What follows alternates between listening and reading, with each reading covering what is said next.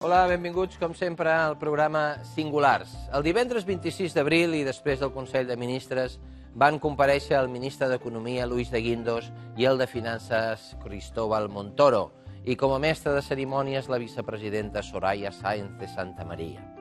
Per primera vegada, les previsions del comportament de l'economia espanyola que van oferir eren realistes i respectuoses amb les que ofereixen els organismes internacionals. Ho eren tant de realistes que de seguida n'hi va haver que van dir que no trigarien ni 3 dies a anunciar que ja es començava, gràcies a l'acció del govern, a veure la recuperació. I dit i fet, la Moncloa va passar de la depressió més profunda a una certa eufòria i esperança. És a dir, que no només castiguen la població amb les retallades, sinó que també juguen amb el seu estat emocional amb un únic objectiu: interessos electorals. Perquè són incapaços d'oferir un pla de creixement més enllà del butlletí oficial de l'Estat i del model de sempre. I mentrestant, l'Eurogrup encara demana més sang i més sacrificis. I així anem.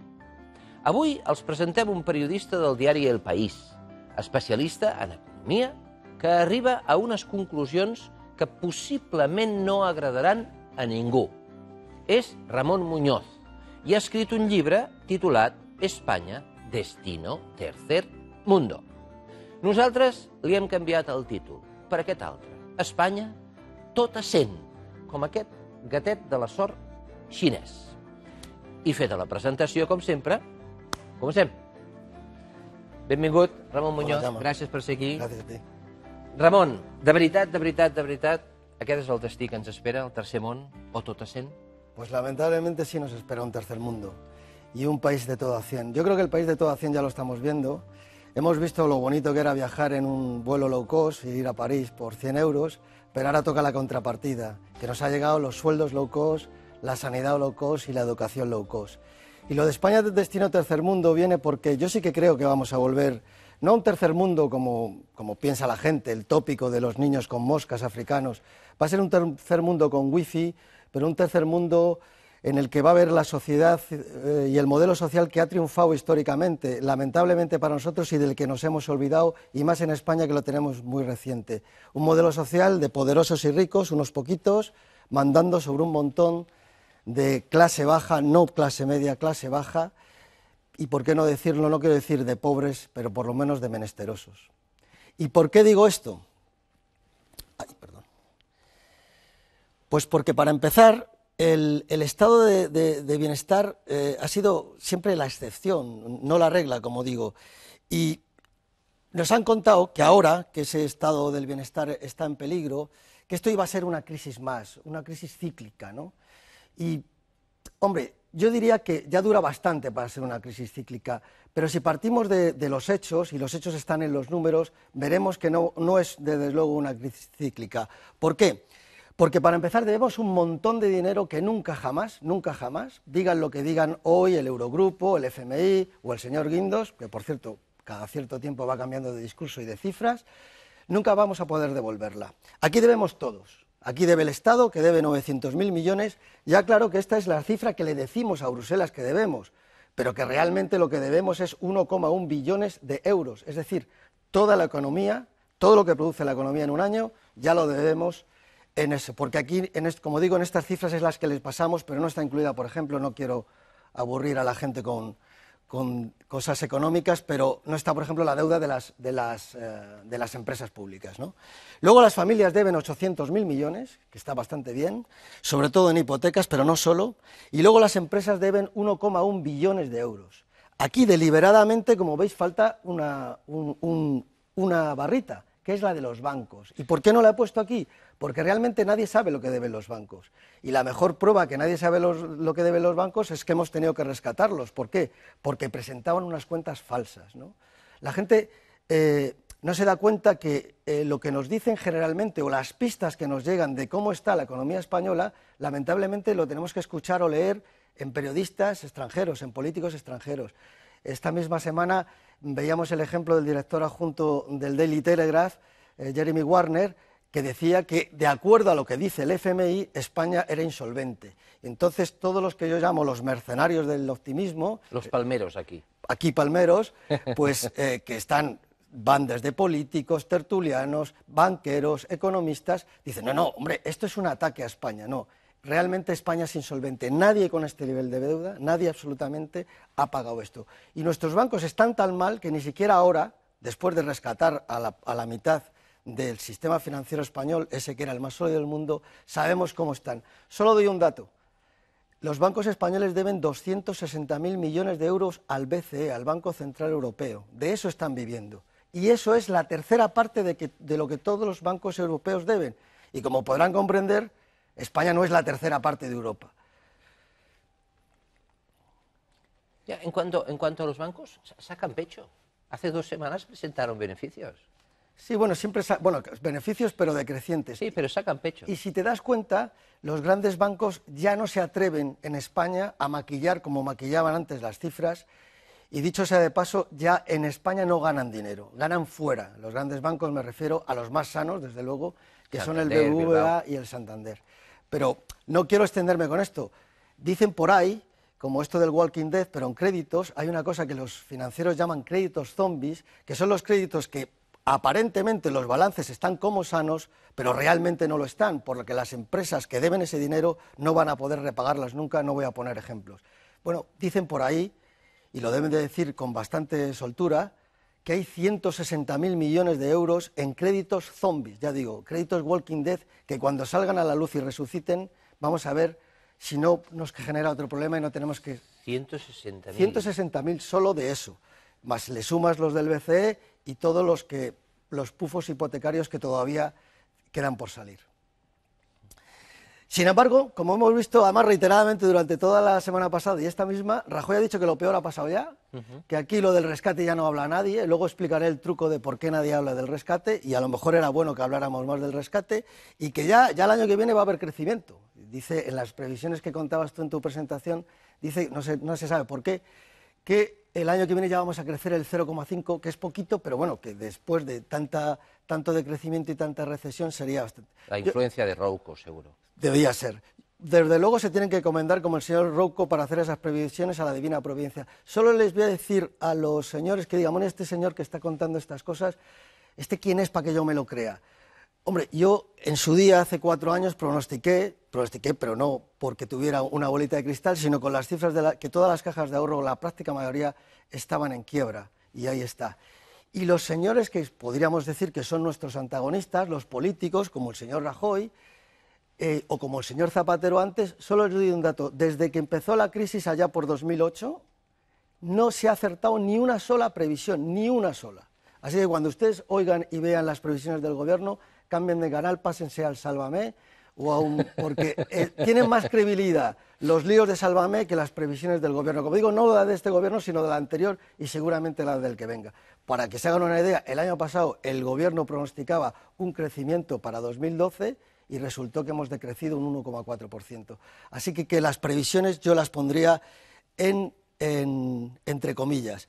Solo quiero decir, este señor de la foto, que es nuestro presidente del gobierno, llegó al poder con un lema que era más empleo, menos impuestos. Han subido todos los impuestos, yo he contado hasta 30 veces que nos han subido los impuestos desde que el señor Rajoy ocupa la Moncloa, y tenemos más empleo, no, tenemos 1,3 millones de parados más que cuando este señor se sentó en el sillón que le dejó calentito el señor Zapatero. ¿Por qué, Ramón, perdona, dime, llama. ¿Por qué las últimas encuestas dan todavía al Partido Popular mayoría? Bueno, yo creo que es porque la gente está tan desesperada. Cuando digo mayoría, digo que sí, ganan las elecciones. Ganan las elecciones, pero no por mayoría absoluta, creo. No. Hombre, lo que dan las últimas... El rayo... Yo no me meto mucho en política porque no quiero desvelar aquí mis sentimientos políticos, pero soy un abstencionista radical. Hace muchísimos años que no voto a ningún partido. Como digo, no te voy a contar mi historia personal porque aburriría. Pero yo creo que la única esperanza que sacamos de esas encuestas es que por fin el bipartidismo se rompe. ¿Por qué? Porque el bipartidismo ha sido malo. Y ha sido malo no por las historias y las telendangas, como digo yo, que se lanzan, que si el aborto, que si el rey, que si patatín, que si patatán. No, en lo fundamental, y luego lo vamos a ver, han estado de acuerdo que es en engañar a la gente sobre lo que le preocupa a la gente, que es su bolsillo, su pensión, su salario. Cuando el señor Zapatero se subía ahí a la tribuna delante de los señores de Bruselas y en su mal español, porque inglés no sabía, como Rajoy tampoco, les decía que estábamos en la Champions League y que nuestra banca era la mejor del mundo, el señor Rajoy no abría la boca y estaba en la oposición. Y ahora lo mismo, ahora el señor Rajoy dice que nuestro sistema financiero está fenomenal y Rubalcaba sí le dice que si tal, que si lo otro tal, pero de eso no discrepa nunca. Y ahí es donde está la clave. Y por eso digo que la esperanza política es que se rompa el bipartidismo, para bien o para mal, pero por lo menos eso de lo malo conocido, yo prefiero decir, más vale lo bueno por conocer que lo malo conocido. Esto simplemente, no voy a aburrir a la gente, simplemente demostrar cómo el pinochetismo, pero no por Pinochet, sino por Pinocho, a nuestros políticos les encanta. El señor Rajoy llegó, ahora dice que, bueno, que no ha podido bajar el paro y nos ha tenido que subir los impuestos porque la herencia que se encontró era terrible, patatín y patatán. Pero él dijo, bueno, como no puedo hacer esto que prometí, lo que sí puedo es cumplir con el déficit, porque para eso yo soy un tipo que cumple con Bruselas. Bien, simplemente, cuando llegó al gobierno, la previsión, o sea, el compromiso de España era de un déficit del 4,44%. En marzo, un día se levantó el señor Rajoy y, por cierto, con gran pánico para los señores de Bruselas, que le creían un personaje serio, aquí ya le conocíamos un poco y sabíamos que leía más el Marca que el Financial Times, pues resultó que dijo por sorpresa que no podíamos y que iba a ser el 5,8%. Pero es que resulta que al final de 2012, no 2011, 2012, él dijo, el señor Montoro le entregó las cuentas y era el 6,7%. Pero inmediatamente después la Unión Europea le dijo, no, mire, usted ha hecho trampas, usted tenía que devolver unos impuestos y no los ha devuelto, se los ha quedado para devolverlos al año siguiente y así rebajar el déficit. El déficit real de España es el 7%.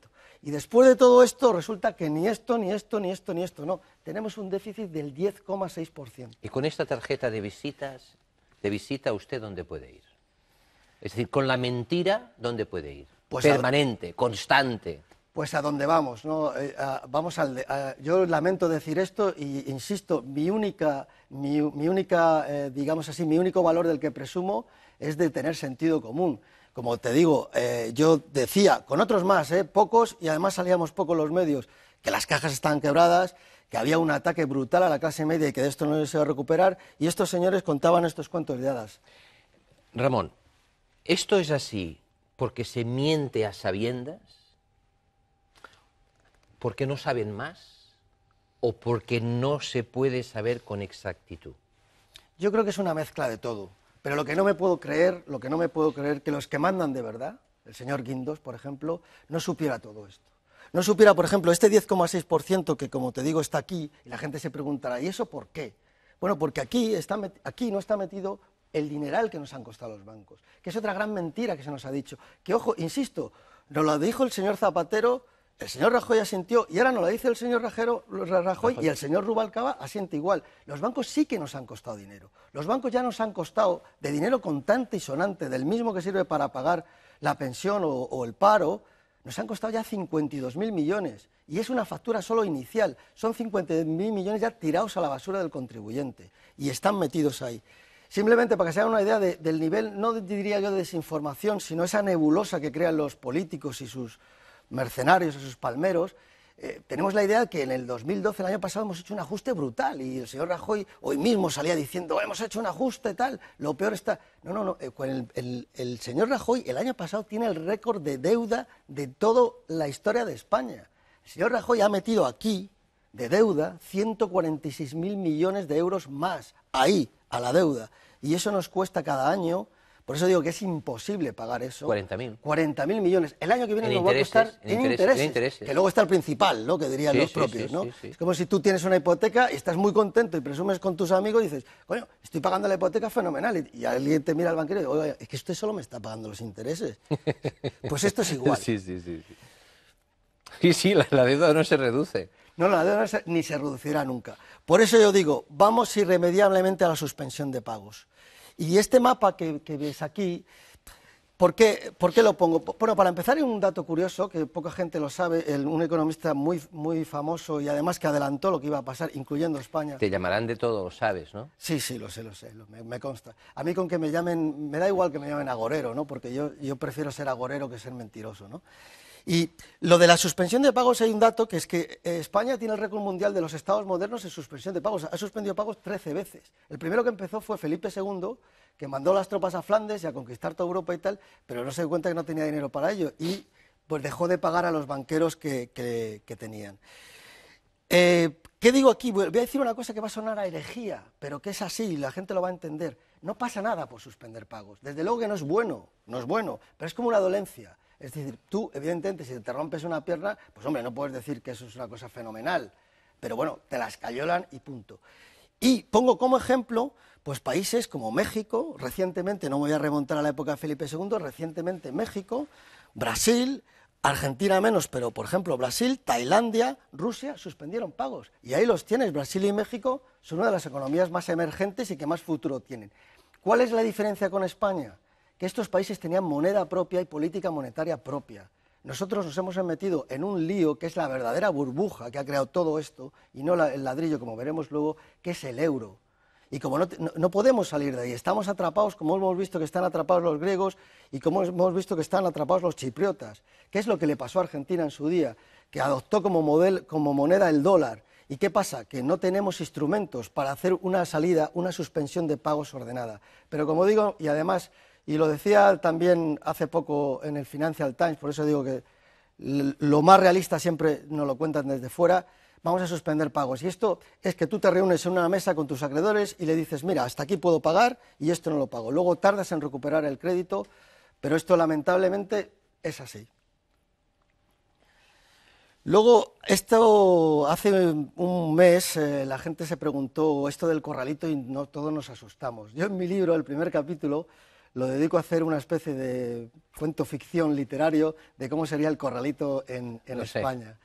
Y me llamó mucho la atención porque la verdad es que he tenido suerte con los críticos sin buscarla, pero uno de los que más me criticó en el sentido peyorativo decía una frase, además un crítico muy cercano a mí, curiosamente, decía una frase, decía, hombre, si ustedes creen que puede haber un corralito como el que este señor pinta en la Unión Europea, pues hombre, compren el libro, pero más bien diría yo que eso es prácticamente imposible.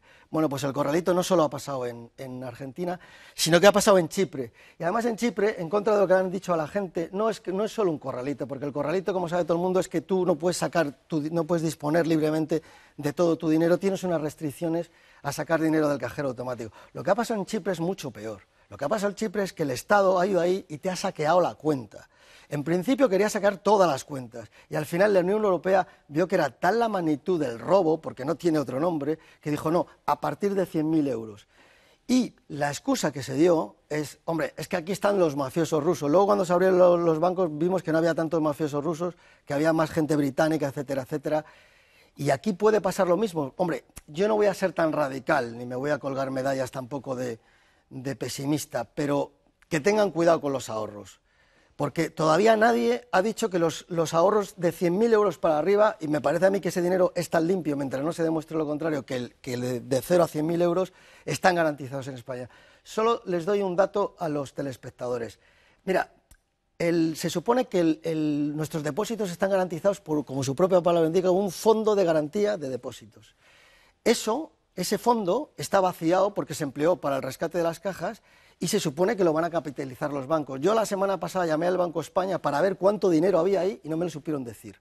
Solo diré una cosa, en España las familias y las empresas tienen 900.000 millones en depósitos y no sabemos lo que va a haber, lo que hay ni siquiera en el Fondo de Garantía de Depósitos. Así que yo digo que tendría mucho cuidado el Banco con de mis España ahorros. no te supo decir No me supo decir porque dijo que están a punto de hacer una rueda de prensa para hacer el balance y ya nos dirán lo que tienen. La última vez que dio ese dato, como lo habían vaciado, el Fondo de Garantía de Depósitos, que venía a estar en unos 6.000 millones más o menos, que no es mucho, pero estaba en negativo, estaba en menos 2.000 millones, por eso que te digo, ese vaciamiento que se ha hecho. Como digo, esto no es una crisis cualquiera. A la gente le llama recesión, depresión, lo de menos es el nombre. Lo demás es que de verdad, esto no podemos decir, bueno, esto es un ciclo, ya pasará, no sé si en 10 años, no. Lo más semejante que tenemos a esto es la Gran Depresión, pero tampoco la podemos tomar como ejemplo, porque de la Gran Depresión, en contra de lo que dicen mucha gente que se salieron con la política del New Deal y con gasto público y de Roosevelt, de la Gran Depresión no se salió hasta que vino la Segunda Guerra Mundial. Hombre, no es previsible, ni queremos ninguno, que haya una tercera guerra mundial para sacarnos de esto. Por eso yo digo en el libro, sabemos que estamos en una cosa que no es una crisis, lo que no sabemos es cómo vamos a salir de ella. ¿Por qué? Sin abrumar con cifras. En ninguna crisis española, en ninguna, ni internacional, se han producido dramáticos caídas como, por ejemplo, desde máximos los precios inmobiliarios han caído el 40% y la riqueza de las familias con ello, que estaba invertida ahí. La bolsa desde máximos ha caído un 60% y el paro un 27%. Ni en la crisis del 80 con Felipe González, cuando la reconversión industrial, ni en la bancaria de los 90 hemos tenido nada parecido a esto, pero nada. Pero es que te cuento más. Ni en lo peor de la Gran Depresión de Estados Unidos, que no fue en el 29, si fue en el 32 y por ahí, ni en lo peor, Estados Unidos tenía un paro del 27%. No te digo nada de cifras absolutamente africanas, como las que vamos a ver aquí, que es el futuro de la juventud, porque tú puedes decir, bueno, vamos a tener una generación perdida, que digamos que es la anterior a la mía, pero es que lo que no vamos a tener, lo que no vamos a hacer ni qué generación qué le vamos a dejar a los que vengan, aparte de una deuda astronómica que, como te digo, no van a poder pagar. Yo en el libro hago una distinción, una metafórica o simplista, si quieres, pero es para que la gente lo entienda, ¿no? Aquí hay dos tipos de juventud, uno que llamo los ninis, que son la famosa expresión ni trabajan ni estudian, que viven con los padres y de los padres, y además hasta bastante. Y de los abuelos. Y de los abuelos ahora, que son el 23% de los jóvenes y que yo realmente no les doy ningún futuro, ¿no? En Argentina, la generación parecida, por eso lo digo al cartón, se dedicaron a recoger cartones y le llamaron los cartoneros. Y había trenes que todos los días se iban a Buenos Aires, de Buenos Aires a donde estaban las basuras. Y se quedó acuñada el término de cartonero. Yo lamento decir esto, para un montón de la juventud de ahora, el único futuro son trabajos ocasionales, vivir no sé si del abuelo hasta que se muera o hoy, y no creo que tengan ningún futuro ni de familia, ni por supuesto laboral. Y luego están los jóvenes preparados. Yo tampoco estoy de acuerdo que tengamos la generación más preparada, es cierto que es la que más títulos tiene, pero realmente pues son chavales que se lo han currado, que han estudiado carreras, y esto sí que es un desastre, porque como en Argentina estamos mandando fuera a la gente más cualificada. La semana pasada veíamos un dato estremecedor, aquí viene que hay 390.000, ya van por 400.000 según el INE, la última estadística, que se han emigrado. Pero es que la semana pasada veíamos que 30.000 españoles, la mayor parte jóvenes y la mayor parte cualificados, se habían ido a Alemania el año pasado. Hombre, yo no quiero ser demagógico, ¿no? Pero digo, porque voy a citar a Alfredo Landa, que como sabéis ha fallecido, hizo esa famosa película Vente pa' Alemania, Pepe. Es que hemos vuelto a la España de los 60. Es que cuando la España franquista firma el primer tratado bilateral con Alemania, justamente ese año, que fue en 1960, emigraron 30.000 españoles allí. La diferencia, en nuestro demérito, es que los que emigraron allí no tenían cualificación. Nosotros estamos mandando ingenieros, estamos mandando médicos.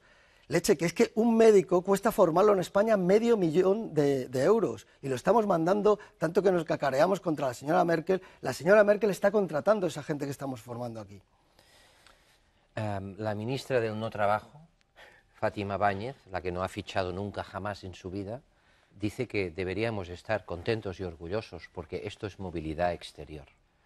Sí, bueno, pues entonces... ¿Has oído esta frase? Sí, lo he oído, ¿no? Y además ahora tiene una tribu de tertulianos que le jalean esa ocurrencia. Dicen que lo mejor que le puede pasar a la juventud es que se vaya a Alemania. A mí me encantaría que la juventud se fuera a Alemania, a Bruselas, a Nueva Zelanda, pero siempre que no sea por necesidad, porque esa es la diferencia. Y además yo no sé por qué la señora Báñez ve tan magnífico que el hijo de un obrero que ha estudiado en la universidad no tenga más remedio que irse a Alemania, y ella, que como tú bien dices, pues no ha trabajado en su vida, pueda estar aquí en España con una pensión de vitalicia por ser ministra y por ser diputada, y pues a lo mejor sería ella la que tendría que irse. Yo estoy seguro que como ministra de Trabajo en Alemania no le iban a contratar, eso te lo aseguro. Aquí volvemos al título del programa que tú muy acertadamente has puesto, del todo a 100 o del low cost. Como digo, hemos vivido un fenómeno que nos parecía maravilloso, que era el low cost. Yo el otro día, por contarte una anécdota, estaba en esto que vas al trastero a coger una herramienta y luego te lías ahí con las cajas, las fotografías y los recuerdos familiares. Entonces me lié a trastear y vi la primera vez que yo fui a París con una oferta que me costó 40.000 pesetas, y te hablo de los años 80. 40.000 pesetas, que son más de 200 euros. Yo he ido a París hace 2 años por 50 euros. Entonces todo esto no parecía fenomenal, ¿no? Decía, joder, lo del Ryanair, esto es la leche, ¿no?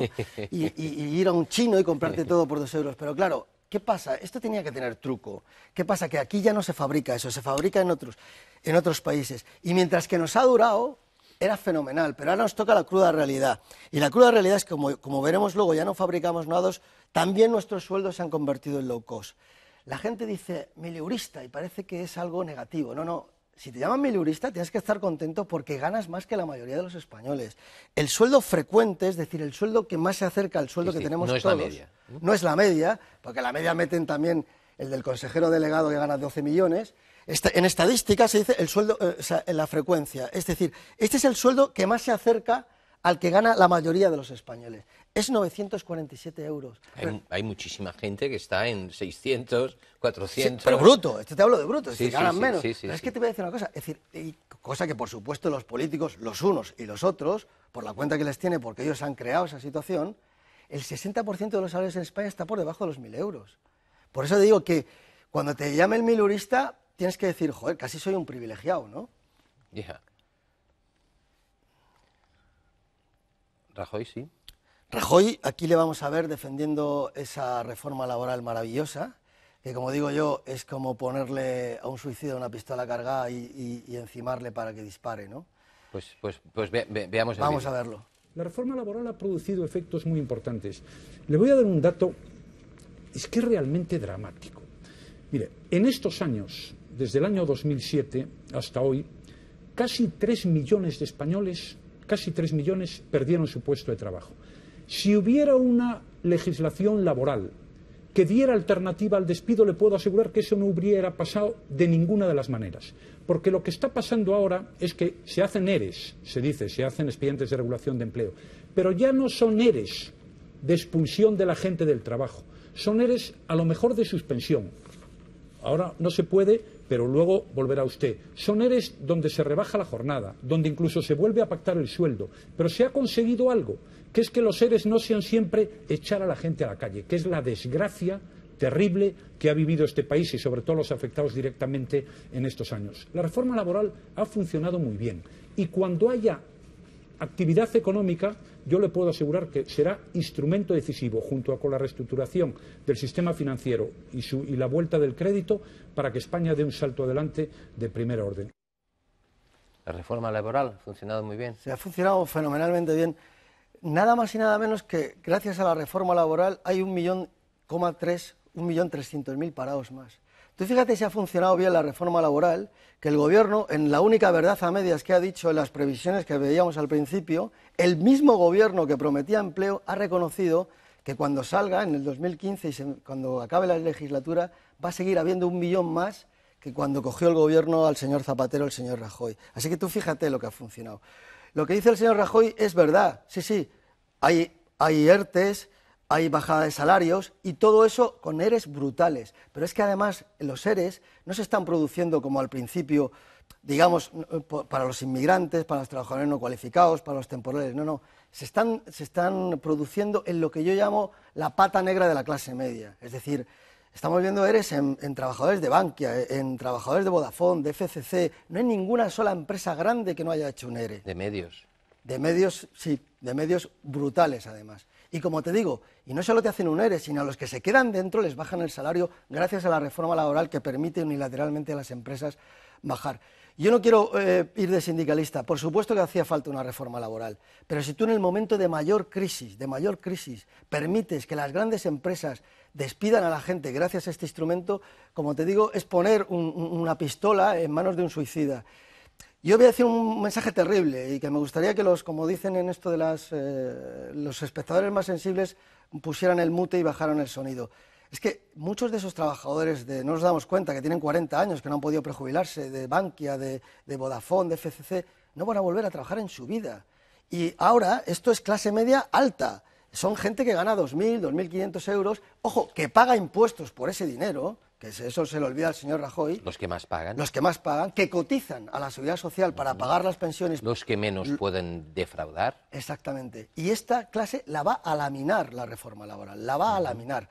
Porque cuando, como dice el señor Rajoy, haya una nueva actividad económica, claro que va a haber puestos de trabajo, pero a 600 euros. Y como vamos a ver, con eso no se pagan las pensiones ni se pagan los impuestos. De las 35 empresas del IBEX, todas ellas muy patriotas y con la bandera, siempre, hay 24 horas del día, 9 de cada 10 usan paraísos fiscales. Sí. 9 de cada 10. Y, por ejemplo, la contención salarial no se produce, por ejemplo, en los consejos de administración de esas empresas, ¿no? Que siempre se buscan subterfugios para ganar cada vez más, ¿no? Sí. Es lo que decía al principio. Lamentablemente vamos al modelo que más éxito ha tenido en la historia, que es el modelo de pobres y ricos. Las cifras son estremecedoras y nos acercan a ese tercer mundo del que yo hablo. Cáritas ha atendido, aquí pongo, a 4 veces más, se ha multiplicado por 3 desde 2008. Para que te hagas una idea, España el modelo dual ya lo tiene implementado. El modelo dual, somos muy ricos en ricos. España es, en números absolutos, el 9º país del mundo que más ricos tiene en las listas estas de riqueza, de Forbes y tal. Pero es que, de acuerdo con la población, solo está por delante de nosotros Estados Unidos y China. El tercer país por más ricos per habitante o por habitante es España. Y tenemos el caso de Amancio Ortega, ¿no? Que es nuestro rico oficial, es el tercer hombre más rico del mundo, es un hombre filántropo, como sabes, que ha dado 20 millones a Cáritas, y solo te digo un dato, la semana pasada este señor se llevó 400 millones de euros solo del dividendo de su empresa Inditex, de la que es máximo accionista. ¿Y Bangladesh, y no me refiero a George Harrison? Pues Bangladesh tiene mucho que ver en esto. Como a lo mejor no saben nuestros telespectadores, todas las prendas que se hacen, que le compran en Zara, en Mango, en el Corte Inglés, se hacen en países muy lejanos, y entre ellos Bangladesh. Hemos tenido una terrible noticia, aunque los medios de comunicación no le han dado tanta importancia como si hubiera ocurrido en Estados Unidos, de la muerte de más de 1.000 personas, de 1.000 trabajadores que fabricaban prendas para todas estas empresas, ¿no? Ganando 42 euros al mes, cuidado, al mes, no al día ni a la semana. Al mes. Al mes. Entonces, claro, como... Y con niños posiblemente también. Eso no, ¿O no? Eso dicen que no, pero lo que sí que es cierto es que, hombre, se han sentido... les ha dado un idus humanitario, y Zara acaba, aunque decía que nada tenía nada que ver y que él sí que vigilaba las condiciones laborales de estos trabajadores, acaba de firmar un convenio para prevenir los incendios en este tipo de talleres masivos que están en pisos amontonados, y eso hay que apreciárselo. Como ves, es imposible salir de esta porque no podemos competir con salarios de 40 euros, y yo no creo que pudiéramos tener unas fábricas en las que se derrumban y mueren 1.000 y ni siquiera va en la página de sucesos, como ha ocurrido con estos trabajadores. Aquí no se salva nadie. Los funcionarios, los primeros, ¿no?, que parecía que eran intocables. Bueno, ya han salido más de 229.000, se han ido a la calle, y por lo que dice el gobierno vamos a seguir por esa vía, ¿no?, por el ajuste de los empleos públicos. Pero esto sí que me llamó la atención, porque este es el último reducto que nos queda, ¿no?, los jubilados. Como te decía al principio, o decías tú mejor dicho, se está produciendo un fenómeno inédito, que es que los padres y los nietos viven con y de los abuelos, cosa que eso no se había producido en la historia. ¿Por qué? Porque como electoralmente a todos los partidos les conviene no tocar a estos señores, que son los más fieles a la hora de votar, son los que han dejado para lo último. Pero cuidado, ya les ha llegado la hora. Y es que además las cuentas no salen. Aquí, como ves, desde 2000 hemos pasado de 7,5 millones a 9 millones de pensionistas, y la pensión ha aumentado casi al doble. Las pensiones suben al doble que los salarios. Y ahora mucho peor, porque los salarios están cayendo y las pensiones, sin embargo, están subiendo. Como no les salen las cuentas, todos los gobiernos tienen prurito de decir, bueno, vamos a hacer una reforma de pensiones porque no nos salen las cuentas y porque Bruselas no lo dice. Cuando oigan los telespectadores reformas, sobre todo los que van llegando a la edad y los que, como nosotros, estamos a punto de prejubilarnos, que sepan que reforma significa recorte en todos los casos. El señor Zapatero, que presumía de socialista, ya hizo una tajada tremenda, pasó la edad de jubilación de 65 a 67 años y amplió los años necesarios para la cotización de 35 a 37. Pero esto, siendo muy malo, nos afecta a nosotros, a los que nos jubilaremos dentro de 20 años, o aspiramos a jubilarnos dentro de 20 años, afecta a los jubilados que están por venir. Pero lo que prepara este señor, tan defensor de los jubilados, es algo mucho peor. Aparte de que va a empeorar esas condiciones, seguramente se habla ya de que nos vamos a jubilar a los 70 años, aparte de eso es que prepara una cosa que es un arma diabólica, que ya se acabó la actualización con el IPC. Las pensiones van a estar referenciadas, vete tú a saber, dicen que a los salarios, que como sabes están en picado, o a la productividad, con lo cual los pensionistas se tendrían que dar un canto en los dientes solo con que les congelaran las pensiones, porque va a haber caídas y muy sustanciales, y hablo del 10% y demás. Y además, por primera vez, como digo, esa reforma no va a afectar a las generaciones futuras, sino a los pensionistas actuales. ¿Y por qué? Porque digan lo que lo digan, y ya le digo yo que todas las reformas que se hacen de pensiones y todas las previsiones son papel mojado, aquí solo basta saber sumar y restar.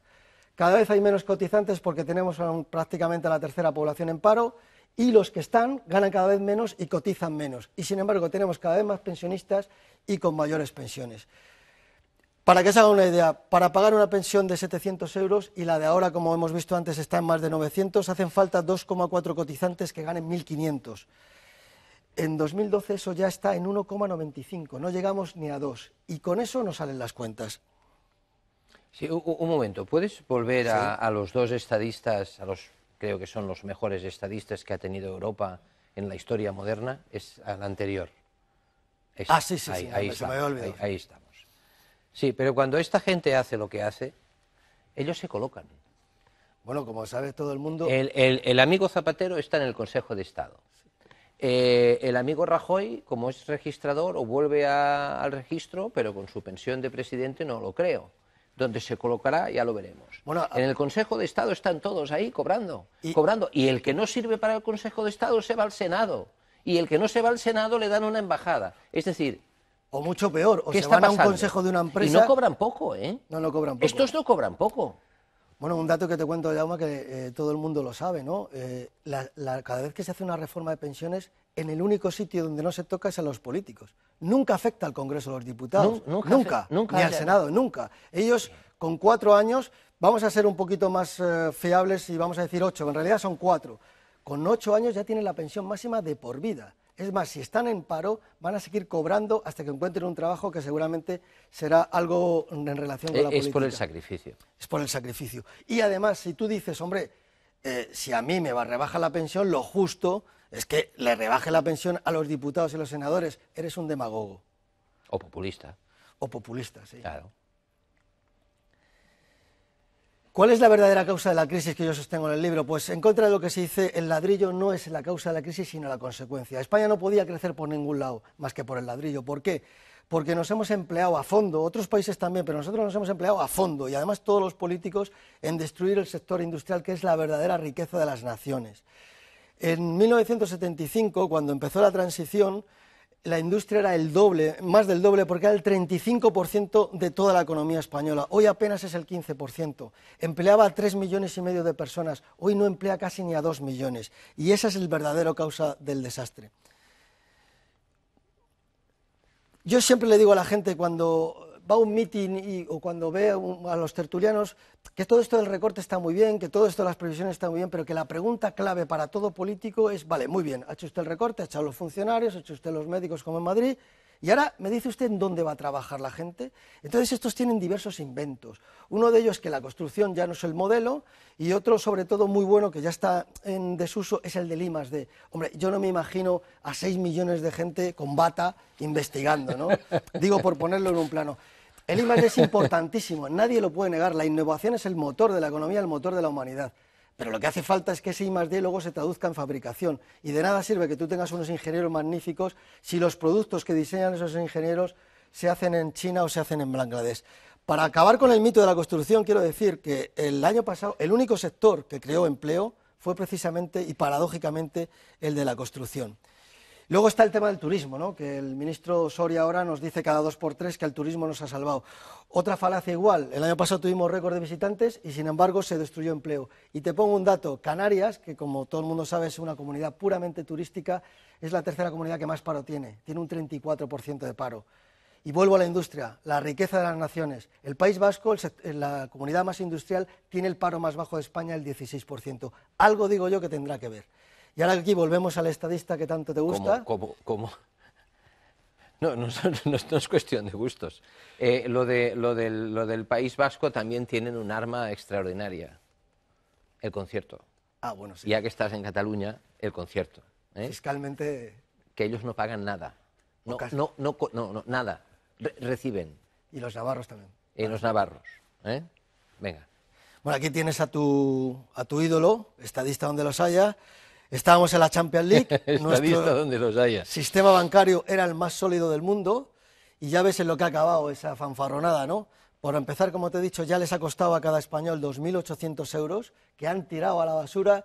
Y todo además con el reconcome, como diría mi abuela, que es que todos estos que yo les llamo los villanos de las cajas, los villanos de oro de las cajas, no solo no han pedido perdón por esas estafas, entre comillas, legales, que han dejado a miles y miles de personas como los de las preferentes sin sus ahorros, sino que encima se lo han llevado muerto. Y nadie, absolutamente nadie, no es que les haya metido en la cárcel, casi no hay ni imputados. Estos señores gozan de una impunidad absoluta. Y ese es el problema. ¿Sabes cómo se solucionaría en la primera piedra para acabar de una vez por todas con el desmán del sistema financiero, para evitar que volvamos a esto dentro de 2 años, que alguno de estos fuera a la cárcel? Pero ya te aseguro que no, y ya se encarga el gobierno de indultarlos. Pero no podemos, no nos queda mucho tiempo, y además hoy tenemos una actuación musical, una chica de 16 años que hay que escucharla. Pero estos no son los únicos. Estos no hubieran hecho nada si aquí no hubiera habido connivencia política. Bueno, connivencia... Porque estos, sin el político, nada de nada. Como diría un juez, es la connivencia necesaria. Evidentemente los responsables son los políticos, ya que sacas el tema... Y el Banco de España, y la Comisión Nacional del Mercado de Valores. Pero que forma parte del universo político, porque realmente los ponían lo mismo, ¿no? Ya que sacas el tema, hombre, a mí me parece casi increíble que señores como el señor Bono y los o el señor Camps, sí estaban todos en el Consejo, y no se te olvide, y los tertulianos, muchos de los tertulianos también estaban en el Consejo de la ¿También? Sí, ahí pillaban todos. Lo que te contaba es que lo que me parece increíble que gente como el señor Bono o el señor Camps... ¿Y qué pinta el tertuliano aquí? Bueno, porque eran expertos, eran amiguetes y se metían en el rollo de las cajas, ¿no? Pues el señor Bono era el responsable de que se hiciera un aeropuerto disparatado para que volaran las palomas, el aeropuerto de Ciudad Real, y implicar a este señor que se llama Hernández del Moltó, ganando mucho pasta, por supuesto, el señor Hernández del Moltó, en que le prestara a sus amigos los constructores la pasta para ese aeropuerto que estaba condenado a ser un desierto. Igual lo digo del otro lado, ¿no? Por eso digo que el PP y PSOE son lo mismo. El señor Camps... ¿Vamos con un par de soluciones? Vamos allá. ¿Me acompañas, por favor? Susana. ¿Cuáles son las soluciones, Ramón?